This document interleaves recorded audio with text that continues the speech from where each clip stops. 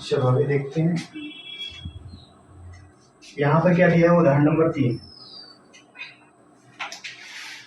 इसमें बोला क्या है, जांच कीजिए कि -2 और 2, एक दिया है -2 और एक दिया है 2, ये जो है बहुपद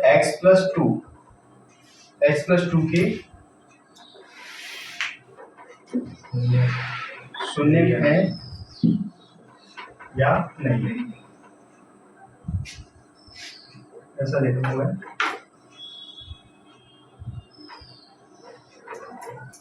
ठीक है, ये अपने को बताना है कि -2 और 2 x+2 के शून्य है या नहीं है। अब इसमें करेंगे क्या, देखो ये है अपना px, मानते हैं इधर हम लोग, ये अपना क्या है px, यहाँ से सॉल्यूशन स्टार्ट करते हैं। px बराबर कितना है, ये बहुपद है। बहुपद के लिए जरूरी क्या होता है कि जहां पर चर दिख जाए, है ना, एक तो चर होता है और एक अचर होता है, तो यहाँ पर दोनों चीजें दिख रही है अपने को। ये बहुपद है तो px बराबर क्या हो जाएगा, x+2 हो जाएगा। अब देखो इसने इसको चेक करने के लिए बोला है कि -2 इसका शून्यक है या नहीं है और +2 इसका शून्यक है या नहीं। तो अपन क्या करेंगे, x की जगह अपन -2 रख देते हैं एक बार। तो क्या करेंगे, x बराबर -2 रखने पर -2 रख देते हैं, ठीक है। x बराबर -2 रखेंगे, जहां जहां x है वहां वहां -2 रखेंगे। आपको दिख रहा है अभी। चलो p -2 कितना हो जाएगा, यहाँ पर -2 + 2 होगा कि नहीं, -2 + 2 होगा। लेकिन यहाँ पर देखना, इसको सॉल्व करने के बाद में ये कितना हो जाएगा भाई, ये तो कट जाएगा पूरा, मतलब 0 आ गया। तो p -2 का मान 0 आ गया है।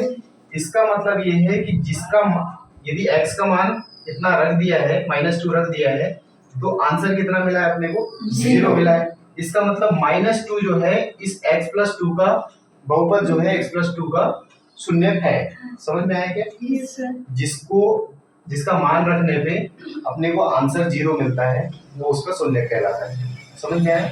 यहाँ पर 0 है तो यहाँ पर क्या करेंगे अपन, इसलिए क्या आता है, बहुपद x+2 का शून्य -2 है, लिख सकते हैं, इतना तो पता है, ठीक है। अब क्या करेंगे भाई, +2 भी तो चेक करना है, +2 चेक करना है तो क्या करेंगे, x +2, x बराबर कितना रखेंगे, प्लस का 2 रखेंगे।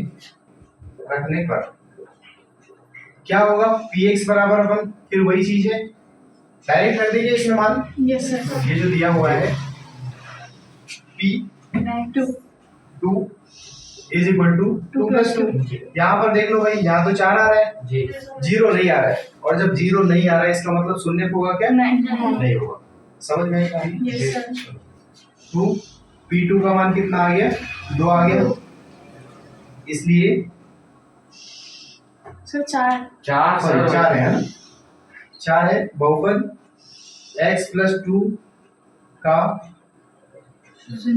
शून्य कितना, प्लस का 2 नहीं है ना, नहीं है, क्योंकि 2 रखने पे क्या हुआ है, 2 रखने पे 0 नहीं आया है, और जब 2 रखने पे 0 नहीं आया इसका मतलब शून्य नहीं है।